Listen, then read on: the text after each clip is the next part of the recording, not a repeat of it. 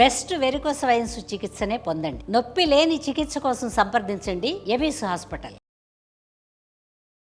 నమస్తే, మీరు చూస్తున్న సుమన్ టీవీ. నేను మీ కీర్తి. నాతో పాటు ప్రముఖ ఆస్ట్రాలజర్ బ్రహ్మశ్రీ నందిబట్ల శ్రీహరి శర్మ గురుగారు ఉన్నారు. నమస్తే గురుగారు. వాగర్థావివ సంపృక్తౌ వాగర్థ ప్రతిపత్తయే జగతః పితరౌ వందే పార్వతీ పరమేశ్వరౌ. ఆదిత్యాయ చ సోమాయ మంగళాయ బుధాయ చ గురుశుక్ర శనిభ్యశ్చ రాహవే కేతవే నమః. శృంగేరి జగద్గురు పీఠాధిపతులకి, కంచి పీఠాధిపతులకి నమస్కారములు తెలియజేసుకుంటూ కార్యక్రమాన్ని ప్రారంభిద్దాం. గురుగారు, భీష్మ ఏకాదశి వస్తుంది కదా, ఈ ఏకాదశికి ఆ పేరు ఎందుకు వచ్చింది? ఈ రోజు ఉన్న ప్రత్యేకత ఏంటి? ఈ రోజు మనం ఎలాంటి నియమాలు పాటించాలి? ఒకసారి గుర్తు చేసుకుందాం గురుగారు. తప్పకుండానమ్మా. ఏకాదశి అని అంటేనే సాక్షాత్తు పరమ పవిత్రమైనటువంటి తిథి, విష్ణువుకి సంబంధించినటువంటి తిథిగా చెప్పబడి ఉంది. కాబట్టి అనాదిగా యుగ యుగాల నుంచి కూడా ఏకాదశి వ్రతాన్ని ఆచరించారు. పాండవులు ఆచరించారు. యుగ యుగాల నుంచి కూడా మనం చూస్తున్నాం. అనేక చారిత్రక ఘట్టాలలో చారిత్రక పురుషులు ఆచరించినటువంటిదిగా ఈ సంబంధించిన ఏకాదశి వ్రతం. ప్రతి నెలలో 2 ఏకాదశులు వస్తాయి. అలాగే మాఘమాసంలో శుక్లపక్షంలో వచ్చే ఏకాదశికి భీష్మ ఏకాదశిగా నామాంతరం చేయబడింది. కారణం ఏంటంటే, వృద్ధ పితామహుడు, మనకందరికీ తాత అయినటువంటి వాడు, ఆజన్మ బ్రహ్మచారి, ఇచ్చిన మాటకి కట్టుబడి నిలిచి ఉండేటువంటి మహోన్నతమైనటువంటి స్వభావం, అనేక ధర్మశాస్త్రాలలో దేవతలకి సైతం ఆ యొక్క అనుమానాలు సందేహాలు వస్తే భీష్ముడి దగ్గరకు వచ్చి నివృత్తి చేసుకున్నారంట. అంతటి మహానుభావుడైనటువంటి భీష్ముడు మరణించినటువంటిది తిథి భీష్మాష్టమి. ఆయనకి గుర్తింపుగా ఏకాదశిని భీష్మ ఏకాదశిగా శ్రీకృష్ణుల వారే రూపాంతరం చెందించారు. శ్రీకృష్ణుల వారి నోటనే ఈనాటి నుంచి ఈ మాసంలో మాఘమాసంలో శుక్లపక్షంలో వచ్చే ఏకాదశి నీ నామముగా భీష్మ ఏకాదశిగా ప్రసిద్ధికి ఎక్కుతుంది అని చెప్పి భీష్ముడికి వరం ఇవ్వడం జరిగింది.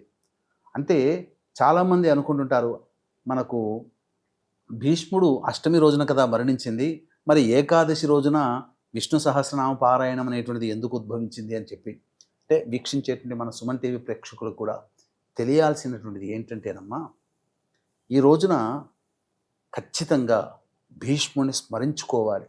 ఎందుకంటే మనం రుణపడి ఉన్నాం ఆయనకి, అందులో సందేహమే లేదు. ఎందుకు రుణపడి ఉన్నాము? ప్రేక్షకుల్లో 100కి 99% మంది విష్ణు సహస్రనామ పారాయణం చేసి ఉంటారు కదా, విష్ణు అష్టోత్తరం. ఇవన్నీ ఎక్కడి నుంచి వచ్చాయి? ఏ దేవుడో బ్రహ్మ రాయలేదు. సాక్షాత్తు ఏ దేవుణ్ణి ఆరాధన చేస్తే సకల పాపాలు తొలగిపోయి అనంతమైనటువంటి పుణ్యాన్ని మనం పొందుతాము, అంత్యములో మోక్షాన్ని పొందుతాము, ఈ సెలవివ్వు మహాత్మా అని చెప్పి ధర్మరాజు ఆ యొక్క భీష్ముని సందేహాల నివృత్తిలో ప్రతిరోజు అంపశయ్య పడినప్పటి నుంచి యుద్ధ సమాప్తి అయిపోయినప్పటి నుంచి కూడా ప్రతిరోజు భీష్ముడి దగ్గరికి రావడం, ప్రతిరోజు ఏదైనా ధర్మ సందేహాలు అందులో అడగగా ఆయన కృష్ణుడి వైపు చూస్తూ విష్ణువే సర్వ జగత్తుకి ఆధారం అని చెప్పి ఆశువుగా విష్ణువుని స్తుతిస్తూ 1000 నామాలన్నిటిని ఇవ్వడం జరిగింది. అవే విష్ణు సహస్రనామ పారాయణం. కాబట్టి భీష్ముడే లేకపోతే విష్ణు సహస్రనామమే చదివేవాళ్ళం కాదు. ఎంతోమంది కష్టాలని నష్టాలని తీర్చగలిగినటువంటి అమోఘమైనటువంటి మంత్రరాజము ఈ విష్ణు సహస్రనామం భీష్మ పితామహుల ద్వారానే మనకు అందించింది. కాబట్టి ఇంతటి గొప్పవాడైనటువంటి భీష్మ పితామహుడిని స్మరించుకునేటువంటిది రోజు భీష్మాష్టమి. ఆ రోజున ఖచ్చితంగా భీష్మునికి సంబంధించినటువంటిది అర్ఘ్యము, తర్పణాది కార్యక్రమాలు చేయాల్సిందే. ఆ భీష్మాష్టమి రోజు అయినటువంటి 26వ తారీఖు రోజున చేయలేనటువంటి వాళ్ళు ఈ 29వ తారీఖు రోజునైనా కానీ భీష్మునికి తర్పణము అర్ఘ్యం ఇవ్వాలి.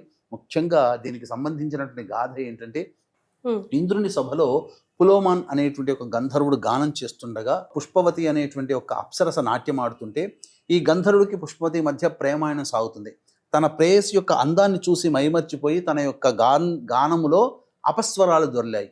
ఇదంతా నీవు ఆమె మీద లగ్నం చేయడం వల్ల అపస్వరాలు దొర్లాయి అని చెప్పి ఇంద్రుడు శపించి పిశాచయోనిలో పడిపోండి అని చెప్పి వాళ్ళిద్దరిని ఆ విధంగా పిశాచయోనిలో పడే విధంగా శాపాన్ని ఇస్తాడు.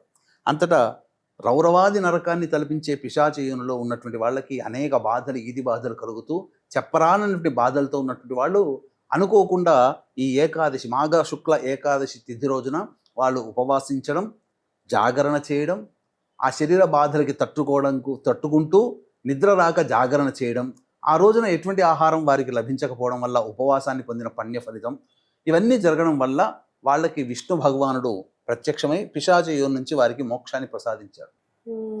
కాబట్టి ఇది చాలా గొప్పదైనటువంటిది భీష్మ ఏకాదశి. కాబట్టి ఈ రోజున పసుపు రంగు బట్ట పైన చక్కగా విష్ణు ప్రతిమని కానీ లేదా కలశాన్ని కానీ పెట్టి చక్కగా ఆ కలశంలో కొబ్బరికాయని మంచినీటిని తదనంతరం కొబ్బరికాయ పెట్టి విష్ణు స్వరూపముగా భావించి గణపతి యొక్క ప్రార్థన చేసుకుని పంచోపచారము కానీ షోడశోపచార విధంగా విష్ణు పూజ అనేటువంటిది చేసి ఆవు నేతితో దీపారాధన చేసి విష్ణు సహస్రనామ పారాయణం చెయ్యాలి. దీనికి ముందుగా దశమి తిథి రోజునే ఉపవాస నియమాన్ని పాటిస్తూ దశమి తిథి రోజునే మద్యపానము, ధూమపానము, మాంసాహార నిషేధము, భూషయనం దశమి తిథి రోజున చేయడం, 28వ తారీఖు రోజున, 29వ తారీఖు రోజున చెప్పిన విధంగా పూజ ఆచరించి ఆ రోజంతా నిరాహారంతో ఉండి ఏదైనా డ్రై ఫ్రూట్స్, పండ్లు, పాలు పదార్థాలు తీసుకోవచ్చు శరీరాన్ని నిలుపుకోవడానికి. ఆ రోజంతా కూడాను విష్ణునామ స్మరణ చేసుకుంటూ ఏదైనా విష్ణు సంబంధమైనటువంటి దేవాలయానికి వెళ్ళి అక్కడ దీపారాధన చేసి అక్కడ విష్ణువుని దర్శించుకొని తదనంతరం సాయంకాల ప్రదోషకాలానికి వచ్చి మళ్ళీ ఇంట్లో దీపారాధన చేసి విష్ణు సహస్రనామ పారాయణ చేసి వీలైతే ఆ రోజంతా కూడా ఎవరైతే జాగరణ చేసి తదనంతరం మరుదినమైనటువంటి ద్వాదశి తిథి రోజున ఎవరైతే ఆ సంబంధించినటువంటి అనాథలకి అన్నదానం సమర్పించి బంధువులకి కానీ ఎవరికైనా అనాథలకి అన్నదానం సమర్పించి తన ఇంటికి వచ్చి భోజనం చేస్తారో ఆ భీష్మ ఏకాదశి పుణ్య వశాన్న వాళ్ళకున్నటువంటి సమస్తమైనటువంటి దారిద్ర్యములు తొలగిపోయి ఆనందకరమైనటువంటి జీవితాన్ని పొందుతారు. ఈ రోజున మోక్షాన్ని ప్రసాదించినటువంటి దేవత ఆ యొక్క విష్ణు భగవాను ద్వారా మనకు వచ్చినటువంటిది భీష్మ ఏకాదశి. అయితే ఈ భీష్మ ఏకాదశి రోజున ఇంతకుముందు మనం చెప్పుకున్నట్టుగా ఈ రోజున ఎవరైనా కానీ అనగా అష్టమి భీష్మాష్టమి రోజున సంబంధించి తర్పణము భీష్ముడికి ఇవ్వాలి. కనీసము భీష్మాష్టమి రోజున ఇవ్వకపోతే కనీసం ఈ భీష్మ ఏకాదశిగా చెప్పుకునేటువంటి ఈ 29 జనవరి తారీఖు రోజున తర్పణము అనేటువంటిది భీష్ముడికి వదలాలి. ఏ విధమైనటువంటి వదలాలి అని అంటే సంకల్పం చేసుకోవాలి. మమ ఉపాత్త సమస్త ధృతక్షేద్వార అని చెప్పి యజ్ఞోపవీత ధారణ ఉన్నటువంటి బ్రాహ్మణ, వైశ్య, క్షత్రియ, పద్మశాలి, విశ్వబ్రాహ్మణ గోత్ర ఉన్నటువంటి వాళ్ళందరూ కూడా సంకల్పం చేసుకుని భీష్మ ఏకాదశి పర్వదిన పుణ్య సమయే భీష్మ తర్పణార్ఘ్యం కరిష్య అని చెప్పి నీళ్లు వదలాలి. లేదు మాకు అవన్నీ లేవండి, మాకు అవన్నీ తెలవవు అనుకున్నటువంటి వాళ్ళు మధ్యాహ్నం ఎవరైనా కానీ మధ్యాహ్నం 12 గంటలకి ఇంట్లో కాకుండా బయట ప్రదేశంలో ఒక శుభమైనటువంటి స్థానంలో ఉండి భీష్ముడికి చక్కగా ఈ యొక్క సంకల్పం చేసుకుని ఏ విధంగా మనసులో నమస్కారం చేసుకుని భీష్ముడికి వివాహం కాలేదమ్మా, మనమందరం కూడా ఆయన యొక్క వారసులమే కాబట్టి బాధ్యత మనది.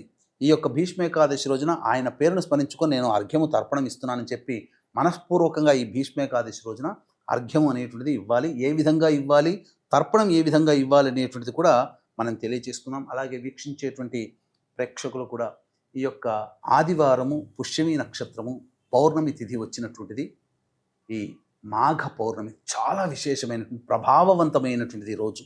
మాఘ పౌర్ణమి ఆదివారము పుష్యార్క యోగము కలిసినటువంటి ఈ రోజున మన పీఠమాధ్వర్యంలో శ్రీశైల క్షేత్రంలో నిశీ సమయంలో అనగా రాత్రి 9 గంటలకి ఆ సమయంలో దశమహావిద్యలలో భాగంగా సకల దోషాలు జాతకరీత్యా కలుగు అనేక రకాల సమస్యలు ప్రతి మానవుని వెంటాడతాయి.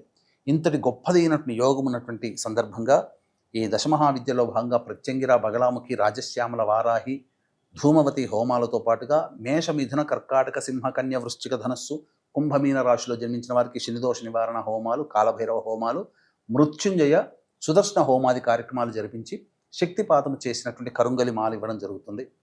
ఈ పుష్యార్క యోగములో శక్తిపాతం అనేటువంటిది చాలా ప్రభావవంతమైనది. పుష్యమి నక్షత్రం శనికి సంబంధించినటువంటిది కాబట్టి ఈ యొక్క శని సంబంధించిన వృక్షమే జమ్మి వృక్షము.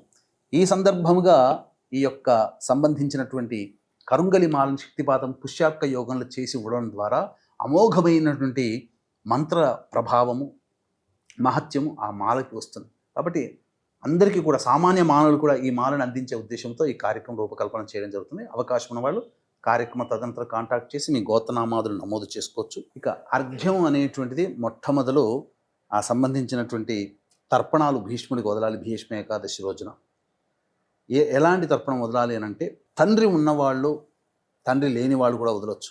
తర్పణం తండ్రి ఉన్నవాళ్ళు చేయకూడదు కదా అంటే మనకు ధర్మశాస్త్ర ప్రకారాన్ని అనుసరించి భీష్ముడికి, యముడికి తర్పణాలు వదిలేటప్పుడు తండ్రి ఉన్నా లేకపోయినా ఎవరైనా చేయొచ్చు. కానీ నియమం ఏంటంటే ఆడవాళ్ళు వదలకూడదు, ఇది నియమం.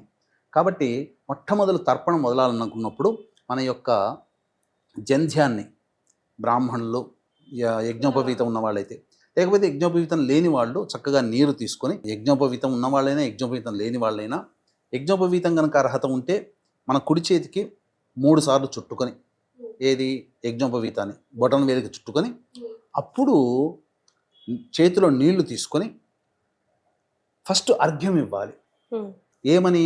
వైయాఘ్రపాద గోత్రాయ సాంకృత్య ప్రవరాయ చ గంగాపుత్రాయ భీష్మాయ ప్రదాస్యేహం స్థిలోదకం అపుత్రాయ దదామ్యేతత్ సలిలం భీష్మవర్మణే భీష్మవర్మణే తర్పయామి భీష్మవర్మణే తర్పయామి భీష్మవర్మణే తర్పయామి అని ఇలా వదలాలి. తదనంతరం దోసిళ్ళలో కానీ లేదా ఒక చేతిలోనైనా కానీ నీళ్లు తీసుకొని అప్పుడు సత్యవ్రతాయ శుచయే గాంగేయాయ మహాత్మనే అర్ఘ్యం దదామి భీష్మాయ సోమవంశోద్భవాయ చ భీష్మాయ నమః ఇదమర్ఘ్యం భీష్మాయ నమః ఇదమర్ఘ్యం అని ఇట్లా 3 సార్లు వదలాలి. తర్వాత మళ్ళీ దోసిట్లో నీళ్లు తీసుకొని వసూనాం అవతారాయ శంతనోరాత్మజాయ చ అర్ఘ్యం దదామి భీష్మాయ ఆజన్మ బ్రహ్మచారిణి భీష్మాయ నమః ఇదమర్ఘ్యం భీష్మాయ నమః ఇదమర్ఘ్యం అని చెప్పి తదనంతరం భీష్ముడికి నమస్కారం చేయాలి. ఆ భీష్మ ఏకాదశి ఎలాంటి నమస్కారం చేయాలంటే భీష్మ శాంతనవో వీర సత్యవాదీ జితేంద్రియ అభిరద్భిరవాప్నోతు పుత్రపౌత్రోచితా క్రియా. ఈ శ్లోకముతో భీష్ముడికి నమస్కారం చేసుకుంటే ఆ ఏకాదశి రోజున, అంటే భీష్మాష్టమి రోజున వదలలేని వాళ్ళు ఈ భీష్మ ఏకాదశి రోజునైనా వదలాలి. ఎందుకు దీన్ని భీష్మ పంచకము అని అన్నారంటే, మనకు పంచప్రాణాలు అంటారు. ప్రాణ, అపాన, వ్యాన, ఉదాన, సమాన. ఈ 5 ప్రాణాలని ఒక్కొక్క రోజుకు ఒక్కొక్క ప్రాణాన్ని వదులుతూ ద్వాదశి రోజున పూర్తిగా నిర్జీవుడయ్యాడు అని చెప్పి మనకు ఆ సంబంధించినటువంటి మహాభారతంలో చెప్పబడి ఉంది. మాఘ అష్టమి రోజున ప్రాణం వదులుకుంటూ అష్టమి, నవమి, దశమి, ఏకాదశి, ద్వాదశి రోజున సంపూర్ణముగా నిహతుడయ్యాడు ఆ భీష్మ పితామహుడు అని చెప్పి మనకు చెప్పబడి ఉందమ్మా. కాబట్టి భీష్మ పంచక వ్రతం అనేటువంటిది ఈ భీష్మాష్టమి నుంచి మొదలుకొని 5 రోజుల పాటు తర్పణాలు వదలవచ్చు. భీష్మాష్టమి రోజున వదలాలి. ఏది వదలకపోయినా భీష్మ ఏకాదశి రోజునైనా కానీ వదలమని శాస్త్రం. చాలా సంతోషం గురుగారు. చాలా మందికి తెలియని విలువైన సమాచారాన్ని మంత్రంతో పాటు ఎట్లా చేసుకోవాలి అన్నది కూడా తెలియదు కదా, మరి ఎట్లా చేయాలి అనుకున్న వాళ్ళకి మంత్రంతో సహా ఎక్స్ప్లెయిన్ చేశారు. ధన్యవాదాలు. సర్వం శ్రీ ఉమామహేశ్వర పరబ్రహ్మార్పణమస్తు.